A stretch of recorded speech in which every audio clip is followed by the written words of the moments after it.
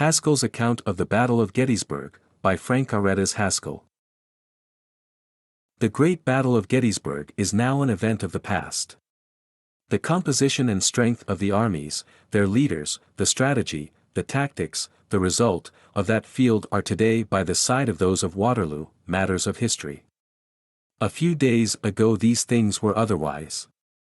This great event did not so cast its shadow before, as to moderate the hot sunshine that streamed upon our preceding march, or to relieve our minds of all apprehension of the result of the second great rebel invasion of the soil north of the Potomac. No, not many days since, at times we were filled with fears and forebodings. The people of the country, I suppose, shared the anxieties of the army, somewhat in common with us, but they could not have felt them as keenly as we did. We were upon the immediate theater of events, as they occurred from day to day, and were of them. We were the army whose province it should be to meet this invasion and repel it. On us was the immediate responsibility for results, most momentous for good or ill, as yet in the future. And so in addition to the solicitude of all good patriots, we felt that our own honor as men and as an army, as well as the safety of the capital and the country, were at stake. And what if that invasion should be successful, and in the coming battle, the Army of the Potomac should be overpowered? Would it not be? When our army was much larger than at present, had rested all winter, and, nearly perfect in all its departments and arrangements, was the most splendid army this continent ever saw, only a part of the rebel force, which it now had to contend with, had defeated it, its leader, rather, at Chancellorsville. Now the rebel had his whole force assembled, he was flushed with recent victory, was arrogant in his career of unopposed invasion, at a favorable season of the year. His daring plans, made by no unskilled head, to transfer the war from his own to his enemy's ground, were being successful. He had gone a day's march from his front before Hooker moved, or was aware of his departure. Then, I believe, the army in general, both officers and men, had no confidence in Hooker, in either his honesty or ability. Did they not charge him, personally, with the defeat at Chancellorsville? Were they not still burning with indignation against him for that disgrace? And now, again under his leadership, they were marching against the enemy. And they knew of nothing, short of the providence of God, that could, or would, remove him. For many reasons, during the marches prior to the battle, we were anxious, and at times heavy at heart.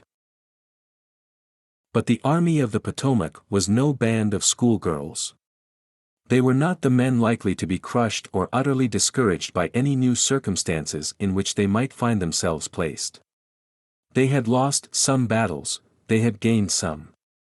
They knew what defeat was, and what was victory.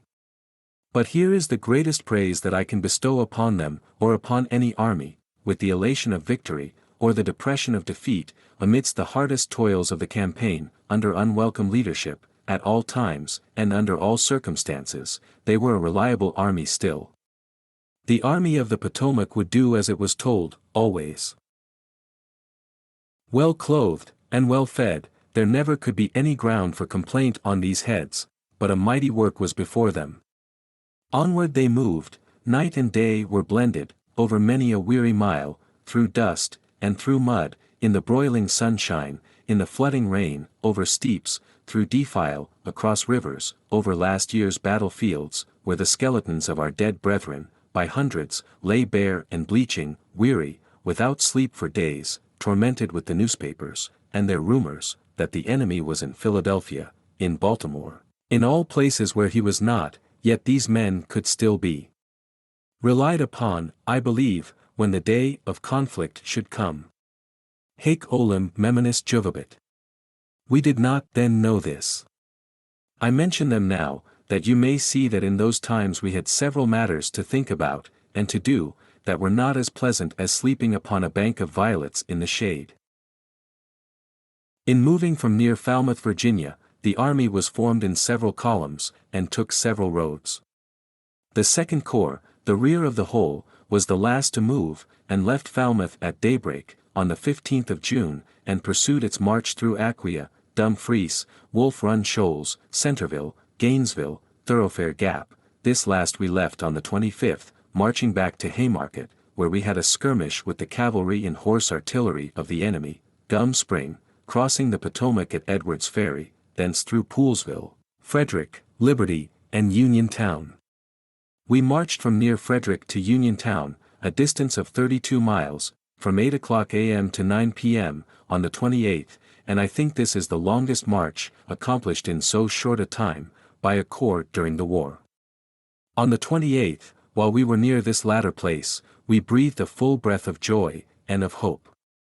The providence of God had been with us, we ought not to have doubted it. General Meade commanded the Army of the Potomac. Not a favorable time, one would be apt to suppose, to change the general of a large army, on the eve of battle, the result of which might be to destroy the government and country. But it should have been done long before. At all events, any change could not have been for the worse, and the administration, therefore, hazarded little, in making it now. From this moment my own mind was easy concerning results. I now felt that we had a clear-headed, honest soldier, to command the army, who would do his best always, that there would be no repetition of Chancellorsville. Meade was not as much known in the army as many of the other corps commanders, but the officers who knew, all thought highly of him, a man of great modesty, with none of those qualities which are noisy and assuming, and hankering for cheap newspaper fame, not all of the gallant Sickles stamp. I happened to know much of General Meade. He and General Gibbon had always been very intimate, and I had seen much of him. I think my own notions concerning General Meade at this time were shared quite generally by the army, at all events, all who knew him shared them. By this time, by reports that were not mere rumors, we began to hear frequently of the enemy, and of his proximity. His cavalry was all about us, making little raids there and here, capturing now and then a few of our wagons, and stealing a good many horses, but doing us really the least amount possible of harm, for we were not by these means impeded at all, and his cavalry gave no information at all to Lee, that he could rely upon, of the movements of the Army of the Potomac. The infantry of the enemy was at this time in the neighborhood of Hagerstown, Chambersburg, and some had been at Gettysburg, possibly were there now. Gettysburg was a point of strategic importance, a great many roads, some 10 or 12 at least concentrating there, so the army could easily converge to, or, should a further march be necessary, diverge from this point. General Meade, therefore, resolved to try to seize Gettysburg, and accordingly gave the necessary orders for the concentration of his different columns there. Under the new auspices the army brightened, and moved on with a more elastic step towards the yet undefined field of conflict. The First Corps, General Reynolds, already having the advance, was ordered to push forward rapidly, and take and hold the town, if he could. The rest of the army would assemble to his support. Buford's cavalry co-operated with this corps, and on the morning of the 1st of July found the enemy near Gettysburg and to the west, and promptly engaged him. The First Corps, having bivouacked the night before, south of the town, came up rapidly to Buford's support, and immediately a sharp battle was opened with the advance of the enemy. The 1st Division, General Wadsworth, was the first of the infantry to become engaged, but the other two, commanded respectively by Generals Robinson and Doubleday, were close at hand, and forming the line of battle to the west and northwest of the town, at a mean distance of about a mile away. The battle continued for some hours, with various success, which was on the whole with us until near noon. At this time a lull occurred, which was occupied, by both sides, in supervising and re-establishing the hastily formed lines of the morning. New divisions of the enemy were constantly arriving and taking up positions, for this purpose marching in upon the various roads that terminate at the town, from the west and north. The position of the First Corps was then becoming perilous in the extreme, but it was improved a little before noon by the arrival upon the field of two divisions of the 11th Corps, General Howard, these divisions commanded respectively by Generals Schurz and Barlow, who by order posted their commands to the right of the First Corps, with their right retired, forming an angle with the line of the First Corps. Between 3 and 4 o'clock in the afternoon the enemy, now in overwhelming force, resumed the battle, with spirit. The portion of the 11th Corps making but feeble opposition to the advancing enemy, soon began to fall back. Back in disorganized masses they fled into the town, hotly pursued, and in lanes, in barns, in yards and cellars, throwing away their arms, they sought to hide like rabbits, and were there captured, unresisting, by hundreds. The First Corps, deprived of this support, if support it could be called, outflanked upon either hand, and engaged in front, was compelled to yield the field. Making its last stand upon what is called Seminary Ridge, not far from the town, it fell back in considerable confusion, through the southwest part of the town, making brave resistance, however, but with considerable loss. The enemy did not see fit to follow, or to attempt to, further than the town, and so the fight of the 1st of July closed here. I suppose our losses during the day would exceed 4,000, of whom a large number were prisoners. Such usually is the kind of loss sustained by the 11th Corps. You will remember that the old Iron Brigade is in the First Corps, and consequently shared this fight, and I hear their conduct praised on all hands. In the 2nd Wisconsin, Colonel Fairchild lost his left arm, Lieutenant Colonel Stevens was mortally wounded, and Major Mansfield was wounded, Lieutenant Colonel Callis, of the 7th Wisconsin, and Lieutenant Colonel Dudley, of the 19th Indiana, were badly, dangerously, wounded, the latter by the loss of his right leg above the knee. I saw John Burns, the only citizen of Gettysburg who fought in the battle, and I asked him what troops he fought with. He said, "Oh, I pitched in with them Wisconsin fellers." I asked what sort of men they were, and he answered, "They fit terribly. The rebels couldn't make anything of them fellers. And so the brave compliment the brave." This man was touched by 3 bullets from the enemy, but not seriously wounded. But the loss of the enemy today was severe also, probably in killed and wounded, as heavy as our own, but not so great in prisoners. Of these latter, the Iron Brigade captured almost an entire Mississippi Brigade, however. Of the events so far, of the 1st of July, I do not speak from personal knowledge. I shall now tell my introduction to these events. At 11 o'clock a.m., on that day, the 2nd Corps was halted at Taneytown, which is 13 miles from Gettysburg, south, and there awaiting orders, the men were allowed to make coffee and rest. At between 1 and 2 o'clock in the afternoon, a message was brought to General Gibbon, requiring his immediate presence at the headquarters of General Hancock, who commanded the corps.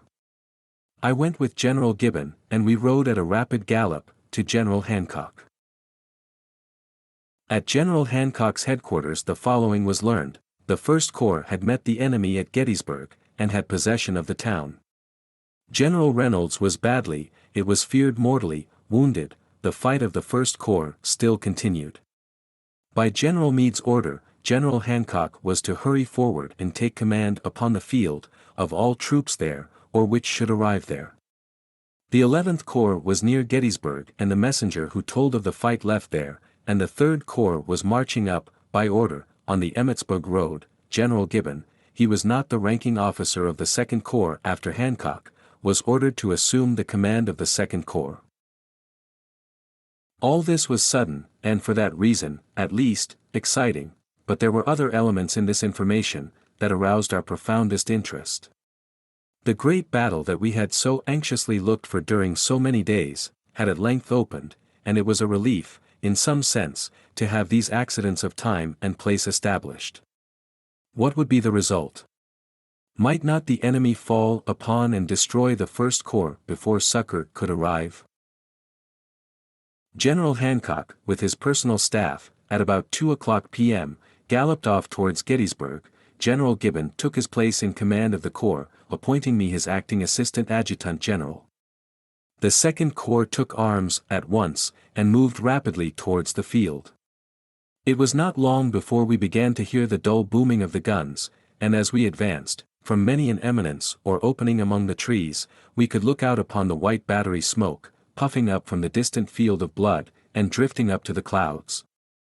At these sights and sounds, the men looked more serious than before and were more silent, but they marched faster, and straggled less. At about 5 o'clock p.m., as we were riding along at the head of the column, We met an ambulance, accompanied by 2 or 3 mounted officers. We knew them to be staff officers of General Reynolds. Their faces told plainly enough what load the vehicle carried. It was the dead body of General Reynolds.